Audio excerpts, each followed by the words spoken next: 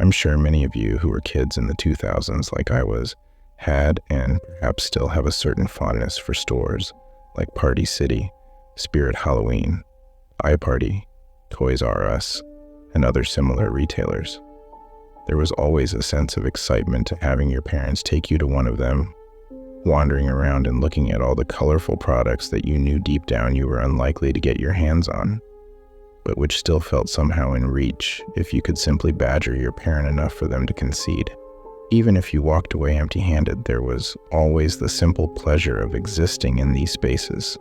When you're a kid, these stores feel enormous, like places you can get lost in. My parents kept a pretty tight leash on me whenever we'd go to larger retail and department stores like Ocean State Job Lot or Walmart. But when it came to places like Spirit or Party City, I was free to roam since they weren't very big. They were big to me though, sprawling even.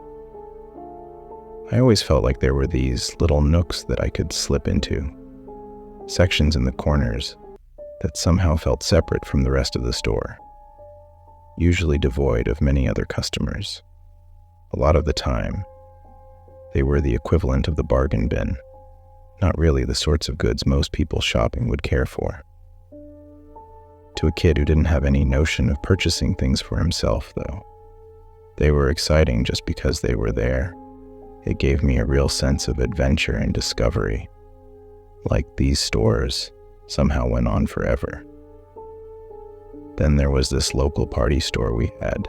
The town I grew up in was sort of isolated, so there wasn't as much competition from the bigger retail chains. Usually we had to go to the much bigger town a few miles away for the bigger chain stores. This place was nice though. It was called Marty's Party Goods. Marty's was a small place, a bit smaller than most other stores like it. It was tucked away in what I think was supposed to be a strip mall. It was pretty sad though, consisting of only 5 or so spaces, and about half of them being closed and or abandoned at any given time. Marty's was the only one that stuck around, so 99% of the actual business the place got was for Marty's.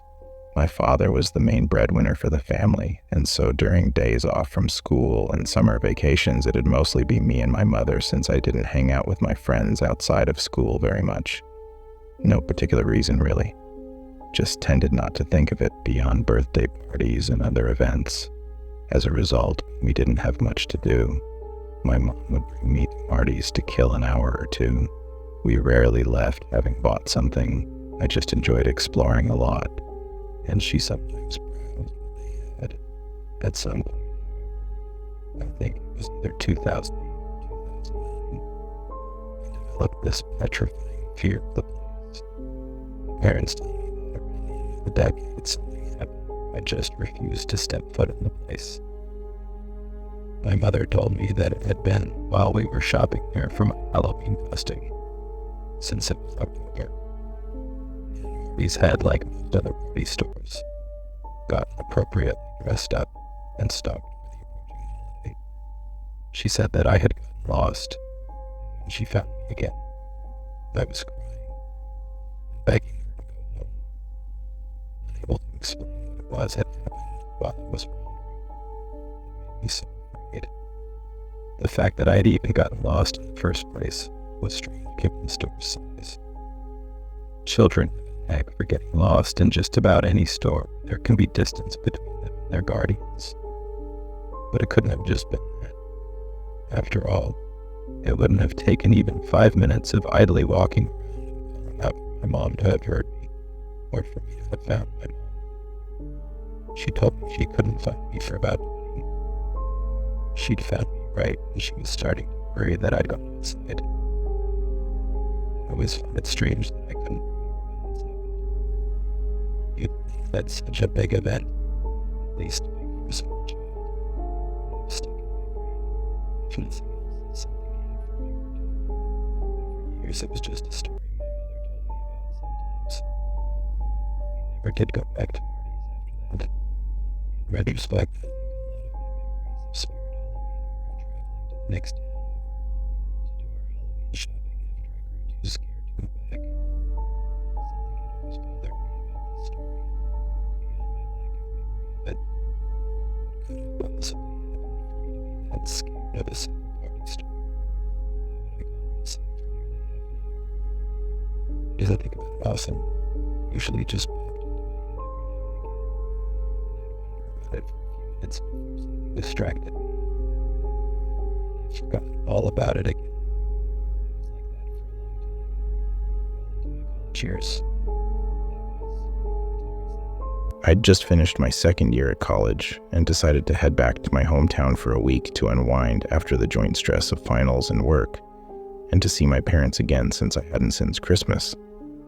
In December, I hadn't been back for long enough to do much nostalgic sightseeing, but something that had surprised me on the drive to my childhood home was that Marty's was still in business. It was maybe a little worse for wear, with the sign out front being kind of faded, chipped, and peeling in a few places. But it was otherwise as I remembered it. Coming back this time, I definitely wanted to do more sightseeing, and Marty's was high on my list. Not a very exciting list, but it wasn't a very exciting town. I ended up going there on my second day of the trip. Inside, it was arranged a bit differently from how I remembered, but I hadn't been since I was in the 4th grade, so that was to be expected. I still didn't see what could have possibly frightened me so badly when I was younger, but then I headed a bit deeper in, and I saw it. There was this one area, at a slightly lower elevation than the rest of the place, with a little ramp leading down into it. It was small, a room about a quarter of the size of the rest of the place, much paler in hue than the other parts of the store. Most of Marty's had this slightly yellowish paint, I guess to give it kind of a festive feel maybe, but the walls in there were eggshell white. Even the fluorescent lights in the ceiling seemed harsher somehow. The contents of the room itself were unremarkable, really. There were 2 rows of clothing racks on either side, spanning nearly the entire length, with some space on both ends to move around them, and hanging from them were costumes, each one in vacuum-sealed, clear plastic bags. It was some kind of bargain bin area for cheap costumes from the looks of it. Just staring at this part of the store, however, I suddenly felt this tightening in my chest, like someone was about to give me some terrible news, and I could somehow sense their impending arrival. I couldn't begin to explain why, and then I remembered the story. Me missing for 20 minutes, and my mother finding me in a state of inconsolable terror. That was when it came back to me. Not all at once, but I could see in my mind's eye, standing there in that corner of the store which felt so much bigger than it actually was. Yes, me and my mother were there for our usual Halloween shopping, and I think I had been drawn to this part of the store I'd never given much thought before. Or maybe I had, but this time it was different. I could recall myself, wandering inside. Nobody but me in this little area. And for some reason I could have sworn it was much bigger than the area I was looking at now. Instead of a small room, it was a big hallway, and the costume racks were arranged like aisles. It was a lot like being in one of those employees-only storage areas, and maybe that was part of the appeal for me, that this normally forbidden part of most stores was open to me, empty enough of people to feel special somehow. But as I kept exploring, I eventually realized that I didn't know where the way back to the rest of the store was. That must have been when I started calling out to my mom, but I was too far away for her to hear me. I was starting to remember more of it too, or at least details were coming to me which I felt pretty sure of, but not fully. At some point I had reached the back, which was lined up with even more racks, all along the wall. I couldn't remember any in specific though, just a blur of nebulous outfits encased in those plastic seals. I had to step outside at this point, beginning to feel a bit dizzy, like too much was coming back to me at once and I needed some fresh air to help process it. The memory continued, more details. I could see some of the costumes had fallen from their hangers, a few of them spilling out of their bags. I stepped over these piles, continuing to search for an exit. I tried hugging the wall and moving along it to find the exit, but it just kept going on, and I eventually gave up on it, back to wandering.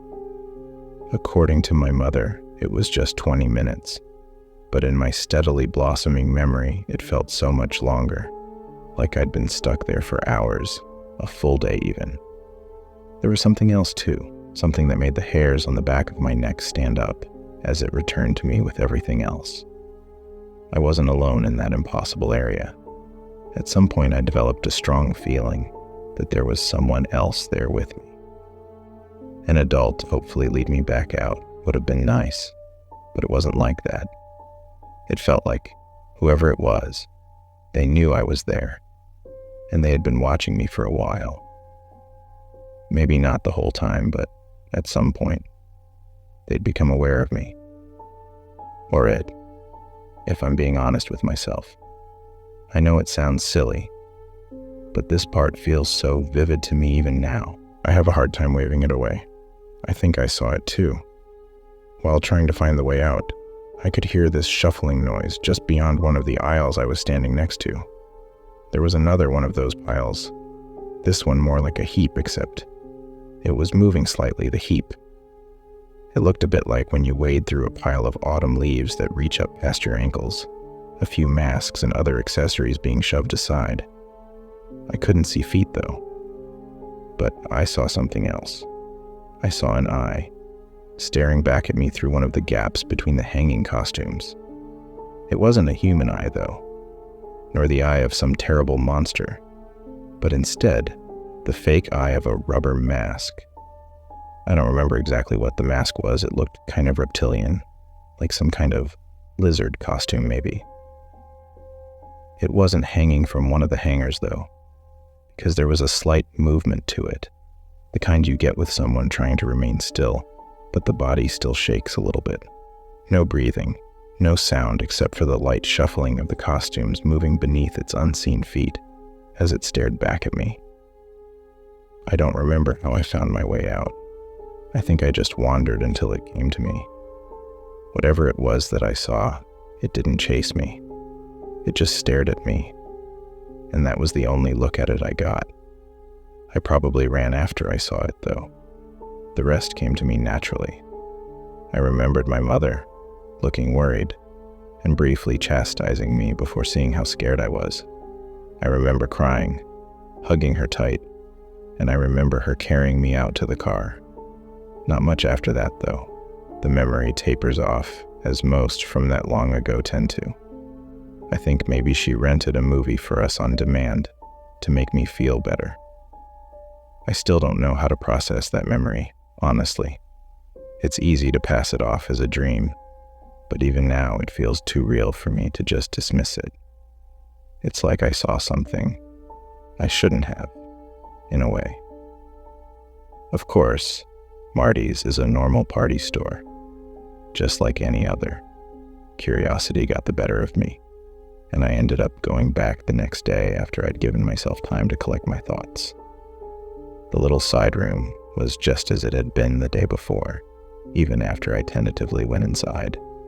No mysterious hallways, no staring eyes, nothing. I didn't tell my mom about it either. She'd just have dismissed it as a nightmare, and really, who wouldn't? I think the thing that makes me sure that on some level it wasn't a dream was that I'd blocked it out for nearly 15 years. If it were just a bad dream, would my brain even have had the instinct to suppress it? I don't know, really. I'm thinking about making an excuse to visit again in October, find a weekend that isn't so busy, and see my parents for a day or two. It was, after all, October when it happened. I'm not sure what I'm hoping to find exactly, but I can't help it. I haven't been able to stop thinking about what I saw, and I need some sort of resolution now.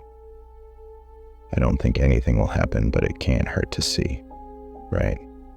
Maybe, just maybe, I'll go, and there'll be that big, open space again.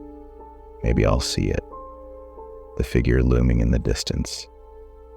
I'm sure that if I see it, it will see me, as it did when I was a child through that old, worn-out mask of its. I live in a small rural town that was nestled away from the hustle and bustle of city life in an area not that far from Richmond, Virginia. It's the kind of town that would take about 20 minutes to drive from one end to the other. There's this main road that cuts straight down the center of town, and everything is situated alongside or branching off from it. My house sat on a hill, just in front of a thick patch of trees, which separated my house from the next street. The next street, over in that particular direction, was a little over half a mile, but as a kid, it felt as big as the Amazon. I loved playing in the woods, and the sound of the leaves crunching underfoot as I ran from imaginary monsters or towards a castle in the trees. Those were good, simpler times. I'm an only child, and I never really made any friends in school. Quite the opposite, actually. I was bullied the entire time I was in school, until it happened. For the meantime, however, I found my solace using my imagination to take me on grand adventures under the shady canopy. One of the things that always interested me were the many different spiders that could be found living within these woods, all of various shapes and sizes, some harmless and others pretty lethal. They would adorn the trees like 8-legged ornaments. I would imagine I were a secret agent on a dangerous mission, dodging the almost invisible webs as if they were laser beams and could slice off an arm like butter. I've never been afraid of spiders, but I have always felt pity for them. As soon as any person sees one of them, their immediate reaction is to kill it. And that's a terrible way to live for any creature, spider and human alike. Because of this, if I would ever spot a spider inside my house or somewhere that was potentially dangerous for them, I'd always try to gently pick it up and take it to safety. I'd use a piece of cardboard or a stick and usher the little guy on, then carry them outside or to the grass or something, and let them walk off. If I found one that I thought was especially interesting, like one with bright colors or weapon, I'd take it to the biggest tree in the woods and place it on a branch. That might sound silly to you, but I'd also take it to them too. They wouldn't do it back, obviously. I didn't think I was having a conversation with them or anything like that. I'd speak to them like I'd speak to your pet. I would always say hello whenever I saw them. I'd apologize if I ever disturbed one of their meticulously crafted webs. I saw the spiders, all creatures really, as equals to people. After all, we are, every one of us here on Earth, just trying to survive. My father, however, did not share my optimistic disposition. My father was, well, let's just say he was never going to win a Father of the Year award. My mother, God rest her soul, died giving birth to me. I've always felt like he blamed me for it. From the stories my neighbors and aunt have told me, she was the sweetest person they'd ever met. Way too good for someone like my father. Shortly after my mom's passing, my Aunt Rose stayed with us for the first 5 years of my life or so, and things were about as good as they could be for people in our situation. But that all changed one day. I came home from school with my aunt, sitting on her porch, alongside other things. When I asked what was going on, she just simply stated that she had to leave and couldn't live with us anymore. It was only on one of my father's late-night benders that I found out she had tried to make a move on the old man, only for him to violently react with a slap to her face and a move out the door. That day was the true start of his, and consequently my downfall. He drank like a fish just about every night I can remember since then, and I actively avoided him every chance that I could.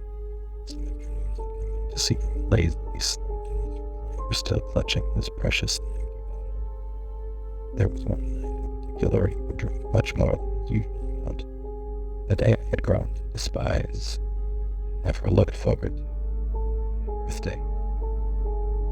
That day, when I got off the school bus, I headed down my long curving driveway into the woods as usual. I would make it a point to stay out later than normal to avoid dealing with my dad most of the time, even though my dad's back before dark. I would walk into our little trailer to find his bedroom door shut, locked, with obnoxious snores coming from inside. On my 11th year stay, however, it seemed my luck had finally run out. I had just walked in a little late from another escapade in the woods. As soon as I walked in, I could smell the liquor permeating the air of the small trailer. "Where you been, boy?" My father asked in a gruff tone before bringing the bottle of whiskey to his lips. I stammered a bit, but finally said, I was just outside playing with some friends. He cut me off with a loud scoff. "You think you're funny, boy? Look at you. I know you ain't got no friends. You know my rules, boy. I told you to be in this house before dark. Yet here you are coming in without a care in the world and lies falling out of your mouth like ain't nobody waiting up for you." He took another swig of the dark liquid and looked me in the eyes. My heart started to race and my face grew hot. He smiled and said, "You know what to do. Go pick a switch." Now, for anyone who doesn't know, when your parents tell you to get a switch, they mean, go outside and find a skinny, flexible stick so I can beat you with it, or I'll pick one myself. And trust me, you did not want them to get one. So, begrudgingly, I went outside and did as I was told. When I came back inside, my father was standing up, bottle still in hand, and a stone-cold look of hate on his face. Hot tears began to form around my eyes as I said, "I'm sorry, Dad. I didn't mean to." He snatched the stick from my hand and yelled, "Are you about to give me lip, boy? Today of all days? I don't take back talk from arrogant little shits like you." He sat the bottle down and cocked his arm back, starting to whip me relentlessly and aiming for any bit of bare skin he could see. After about 8 or 9 swings, the stick started breaking into strands with every impact, leaving hot, stinging pain all over my body. Through my ensuing wails, I heard him chuckle. "Oh, now you've done it, boy. You really thought you could bring me this hunk of shit and get away easy, huh?" He dropped the broken piece of wood in his hand and grabbed the bottle off the countertop, taking a long drink. After he set it back down, his hands went to his belt, undoing the latch. "You better make a decision, boy." My heart stopped, suspended in the eternity of seconds it took him to remove the belt while fear bubbled inside me. "Do you want bruises on the front or back? Hurry up now, or I'm just going to start swinging wherever I want." He grunted as he gathered the belt in his hand. I began crying uncontrollably at this point, and therefore wasn't able to answer right away, which only made him angrier. I wiped the stinging tears away from my eyes and saw him glaring daggers at me. "Time's up," he said as he raised his hand up, preparing to unload his fury on me with the belt. I shut my eyes and tensed my body, ready for the imminent impact, my heart feeling as if it wanted to beat out of my chest. It's not true what they say, you know, about your life flashing before your eyes when you think you're going to die. In that moment, all I could see and hear was blackness. The world fell away, and my only thought was that I would die. "Ah, what the fuck?" my father called out, as I heard the loud smack of a hand against skin. I opened my eyes to see the old man standing with his hand on the back of his neck. He pulled it away to reveal the squished remains of a spider in his palm. "Stupid fucking bugs," he shouted as he wiped his hand on his pants. I looked up at him, and a sudden wild idea crossed my mind, filling my face with heat. When I saw him reach over for the bottle, I acted without further hesitation. I bolted past him and ran for the door, not bothering to look back at the man I called my father. I heard his angry grunts as he downed the remaining alcohol, just as I reached the door and turned the knob. The door flew open and I shot out of it like a bullet, heading into the woods. My heart beat like a drum, and my vision was blurry from the tears, but I knew that if my dad caught me, he would probably actually kill me. I heard him shouting from the house, but I didn't look back. I pushed on. My mind was still back in the house, but my feet were on autopilot, carrying me towards the safety of the trees. I had run through these woods so many times before. I could probably run blindfolded and not hit a single tree. I reached the big one and stopped, my lungs burning with relentless intensity. I sat down and propped myself up against the tree, panting heavily and sweating. I tried to steady my breathing while still listening out for my father, but in my panic I thought I must have lost him. I turned slowly and stuck my head around the edge of the trunk, just as a size 12 steel-toe boot was launched into my face, the force knocking me backwards. I screamed in agony as pain exploded throughout my head, blood already beginning to pour from my freshly broken nose. "You're gonna regret running away, boy. You took my wife from me, the light of my life. You sucked all the life out of her like the mosquito you are, and you took my angel from me. My life has been hell ever since, and all you ever do is disobey me and make excuses. So, since you love these damn woods so much, I might as well bury you here and fix all my problems." My father snarled at me. I shut my eyes and tensed my body, preparing for the inevitable strike that would end my life. But it never came. Instead, I heard the loud thud of something massive hitting the ground. I opened my eyes when I heard the blood-curdling scream of my father, to see an ungodly sight. There, standing impossibly in front of me, was an enormous spider, with legs as thick as telephone poles and mandibles as long as my arm. It lunged at my father and bit down on his shoulder, leaving 2 huge holes when it pulled away. The wounds instantly darkened, and my father's blood began to bubble around the edges of the holes. His body stiffened and he screamed again, falling over to the ground. I sat paralyzed with fear, my heart feeling like it would explode at any second. My father's body, however, was paralyzed by other means, for he remained stiff while continuing to scream and plead for help. The monster then turned its eyes to me, blinking a few of them. "Do not be afraid, young one." A voice spoke in my mind. The spider's huge mandibles produced chittering and clicking sounds as the words entered my head, and I knew it was speaking to me. "We do not mean you any harm, little one. He, however, will not be so lucky." The beast clicked, rolling my father's body underneath its massive body. As it began to cocoon my still wailing dad, it spoke again. "Do you remember me, little one? It has been many nights since then. I was the first you brought here, to this tree.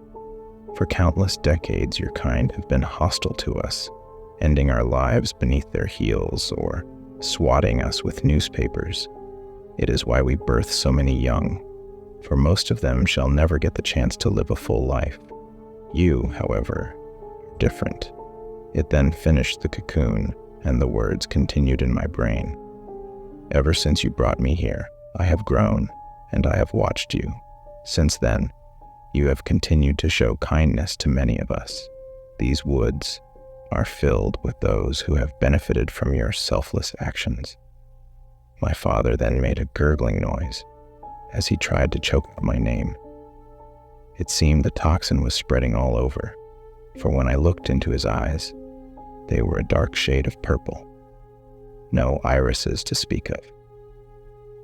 He tried to talk, but it sounded like his throat was closing up, because he produced a wheezing sound. I looked back to the spider and asked, "Is he going to die?" The monster chittered its response. "Not for another few hours, no. He will stay paralyzed until it is over, however, and he will feel everything until the end. Does this upset you?" I paused for a minute and shook my head, then asked another question. "So wait, that spider that bit him in my house, is that how you watched me?" Another few gurgling and coughing sounds came from my father before the spider replied, clicking its wet mandibles together. "Of course. As I said, these woods are filled with those who owe you their lives. He was to alert us, if ever things got too bad, but he chose to give his life to help you of his own accord. Before he died, he released a pheromone which alerted us to danger, and that is when I knew something was wrong. Many more of my kind would gladly do the same. It's because of you that most of us are here. A small feeling of pride welled up inside me, and for once in a long time I felt loved. My good feelings were gone an instant later when once again my father choked on words which would not form.